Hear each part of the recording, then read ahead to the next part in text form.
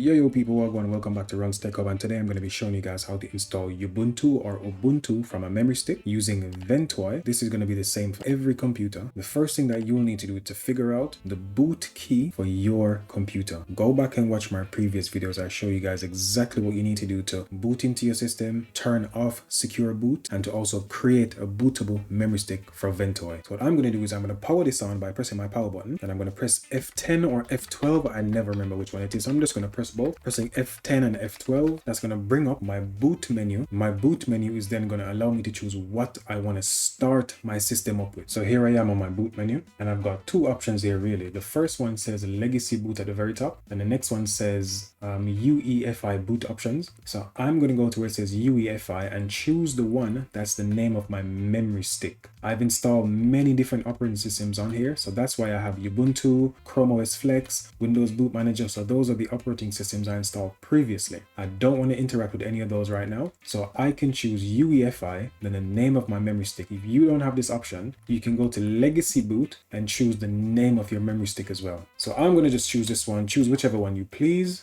press enter, and from here, this is my Ventoy tool running. So what I can do is choose any operating system I want. So for this first video, I'm going to be doing Ubuntu, then probably after that Linux Mint, then Elementary OS, then Zorin OS, just because it's my favorite one. I'll do that one last. So I'm going to click on Ubuntu, press enter. I'm going to choose the very first option that says boot in normal mode, press enter again. Then these options here, I'm going to go to where it says try or install. There is an option for you to try this out fully from the memory stick. It's called a live CD because there used to be CDs back in the days, but now it's a memory stick. You can try almost everything in the operating system, and if you like it, you can go with that one. And all the operating systems I have on this memory stick have that feature on there. So I'm going to go to try or install. This is the introduction screen or the splash screen for Ubuntu. I'm going to click on where it says English, then go to next. Then I'm going to leave this section as it is. I don't need any accessibility features now, but this is really good because this operating system is such a big one, such an old one. It has so many accessibility features baked in. I'm going to click on next. Next, I choose English UK. Click on next. Then I choose use a wired network only because I have an Ethernet cable plugged in. If you're someone who prefers to use Wi-Fi, then obviously choose Wi-Fi. I can quickly show what the Wi-Fi section looks like. I'm going to click on that. Then it comes up with a list of Wi-Fi networks that are close to me. But because I don't want to use Wi-Fi, I'm going to go back to wired network. You simply click on it, type the Wi-Fi password in, and then you continue. I'm going to click on next. I'm going to click on skip that for now because I don't want to have to restart the entire thing. There is an option. If you close this, you can try out the operating system before you install anything. So you can try all the different apps you want to try out. You can see how it feels, see how it looks. But because I know I want to do this, I'm going to go to skip. I'm going to choose install Ubuntu here. So this option here needs us to either install Ubuntu or try Ubuntu. What I'm going to do is install it because I already know this operating system. If you're not entirely sure and you want to try this out, try all the apps, see how it feels, see if it works with some of the stuff that you have, simply leave your memory stick in, click on try Ubuntu. It's going to close this installer and you can play around with the system as much as you want. So I'm going to go to where it says install, then I'm going to go to next. I'm going to go to interactive installation just because it might put some stuff on screen that's useful. I'm going to go to next. I'm going to go to default installation. I only need the bare minimum stuff for me. However, if you're someone that needs more, then you would choose, you know what, I'm going to go ahead and choose extended installer because I think most people would need some form of Office suite, some decent web browser. So I'm going to click on extended selection, then go next.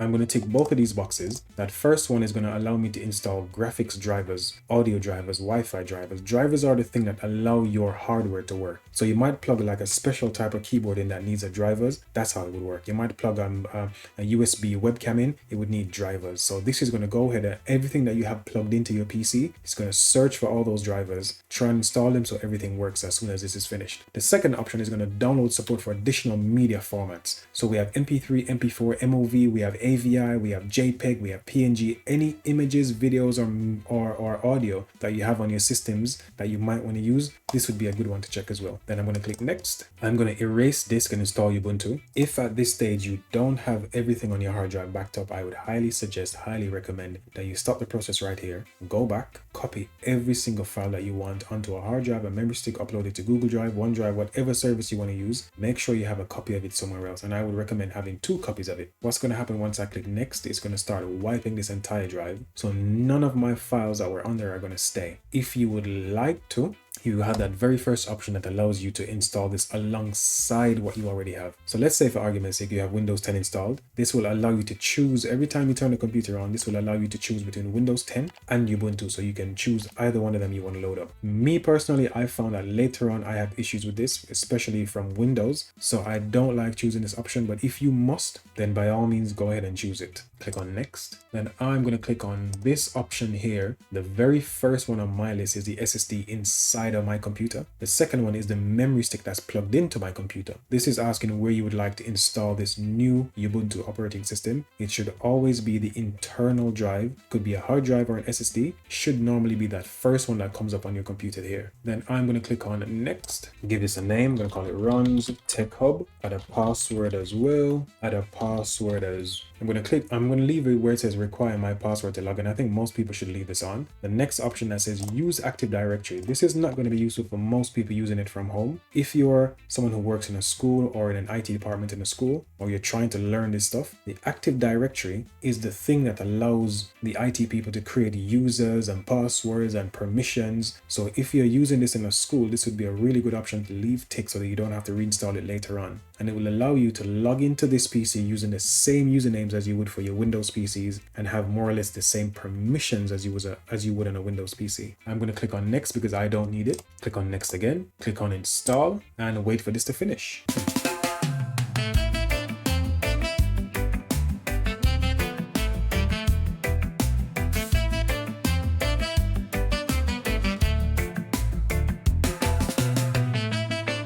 Alright, here we go. So everything finished installing. I'm going to click on where it says restart now. It's going to ask me to remove the memory stick and press enter. So once I do that, it should boot back into the Ubuntu operating system.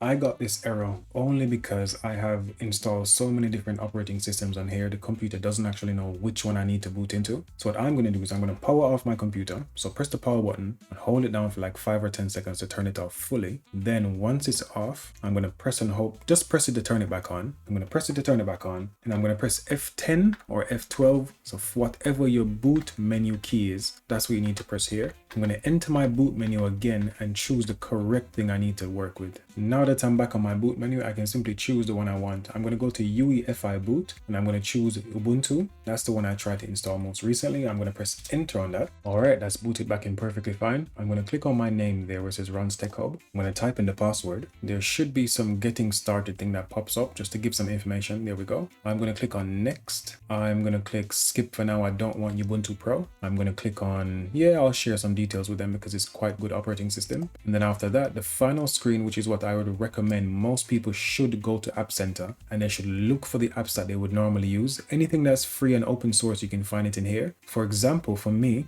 I would be doing loads of programming. So I would choose PyCharm, which is that one down here. I would choose IntelliJ as well. That's for Java programming. I would choose Audacity. That's for recording audio. I would choose Steam for playing games. I would choose Microsoft Teams for meetings. I would choose Slack for team stuff that you do at work. I would choose Visual Studio as well for programming. So the major apps that people use, you can find in the App Store. You can search for it and click on install. I'm going to skip this for now because I want to show it later on. The very first thing I want to do is to show people how to move this taskbar from the left hand side and put it at the bottom where most Windows 10 people might be used to it. I'm going to right click on the desktop in any blank space, go to where it says desktop icon settings, and once that window pops up, let me move it down. Once that pops up, I'm going to go down to where it says dock, D-O-C-K, and from this option here that says position on screen, it's on left. Click on the arrow, I'm going to choose bottom, and that's it, done. Close that. I'm going to click on that files icon down here. This is going to open up my files window. So this is similar to Windows File Explorer,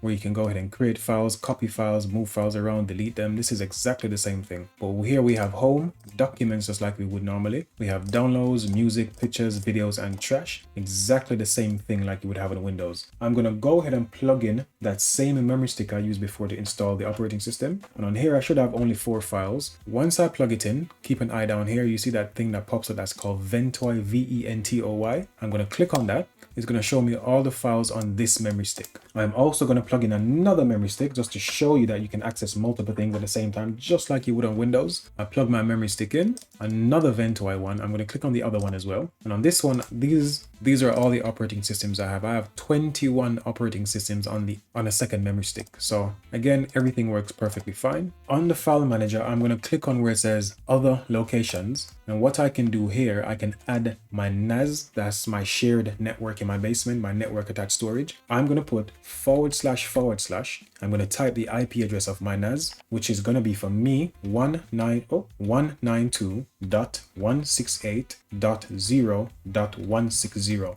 This is the IP address of my specific NAS. Because I know that my NAS is an SMB share, at the very beginning of it, I'm going to type SMB, then colon, or the 2 dots, whatever that one is. Then I'm going to click on connect. This window comes up straight away. I'm logged in. I can open and view all the files in here just like I would anything else. So once I double click on the one I want to access, which is the one on the left for me, Raspberry Pi 2, double click on it, comes over this window here. I'm going to leave it as anonymous. You can use registered users, but that's something you have to set up on your NAS. I'm going to click on connect for now. I can see all the files I have on my NAS. So I'm going to click on this one, right click, then go to copy, go to my downloads folder, right click there as well and go paste. So that's copied it from my NAS to this Ubuntu operating system device. Double click on it to open it, everything works fine. So that's how you set up your network attached storage to work with Ubuntu. I'm going to close this. I'm going to go to my browser. I've got one browser in here at the moment, which is called Firefox. This is quite a popular one. I personally don't like it. I prefer Chrome because I'm a very entrenched Google user. No one can pry me away from Google, but it is a browser. It works. There's no need for you to log into anything, but you can if you really want to. It's a browser. It works like a browser should. I can go to YouTube. I can go to Hotmail. I can go to I can go to eBay. It just works. There's not much to show you on the browser. It just works.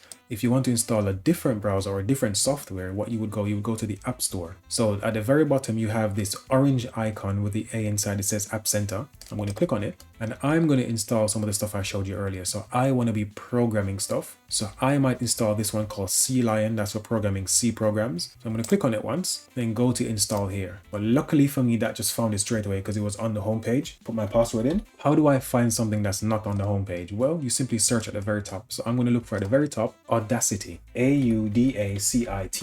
This is a program that people use to actually record music, record audio, podcasts, and so on. I'm not going to click on it. I can see it here, but I'm not going to click on it. I'm going to search instead. So press enter and it finds every single thing with the name Audacity or AUDA in the name. I can click on Audacity, then go to install. I want to install maybe OnlyOffice as well. This is a completely free alternative to Microsoft Office. You never ever have to pay. It works with Microsoft Word, PowerPoint, Excel, PDFs. It works exactly the same. So I'm going to type in OnlyOffice, press enter. It comes up with these two things here. I'm going to click on the one that says OnlyOffice Desktop Editors. Then I'm going to click on install as well. Wait for that to finish. If you want to check the progress of the installations, you can click on manage down here in the bottom left hand corner and you can see everything that's installed already that might need an upgrade or update that's shown here. Or you can scroll down and see everything that's being installed. While those things are installing, I might as well go and show you where you find all your apps. So I'm going to minimize this. Now on your desktop, the bottom right hand corner of your screen, you're going to see this thing called show apps. Click on it. This is going to show you every single app that's installed on your PC. So as you can see, I've got Audacity here now. I just downloaded that one and installed it. I've got additional drivers. So if you have a PC that uses NVIDIA drivers or AMD drivers, this is something that you will need to open and try to update your drivers with. I've got calendar, camera. If I had a webcam, I could take pictures. If you have a laptop, you can take pictures, clocks, firmware updater.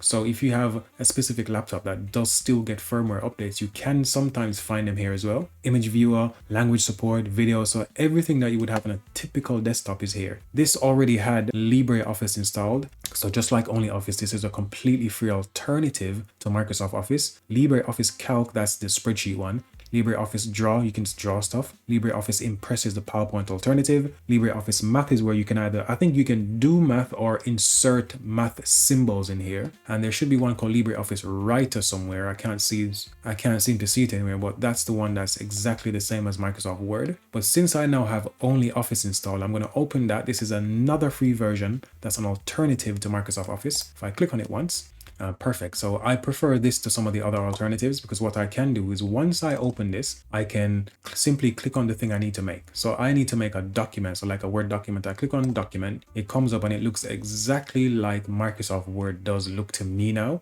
I'm going to go back to the home page here at the very top left. I'm going to then go to spreadsheets, and again, looks exactly the same. All the same formulas work. I've never tried macros in this, but they should work. And then I'm going to go back to home again and do PowerPoint. And again, just like Microsoft PowerPoint, it works exactly the same way, looks exactly the same way. If I go back and do PDF, I can either create or edit PDFs. So that's what it looks like. Hopefully this was useful to someone. This is how you install Ubuntu. This is how you move around the operating system. This is how you install free software. If you have to make the switch from Windows 10, this is a good option. Everything works because it's a very old operating system. I've never personally come across an issue with this installed on any PC I've tested it on. This would be a good go-to for people who just want stuff to work. Thanks for watching. Hopefully that was useful to someone. Stay tuned.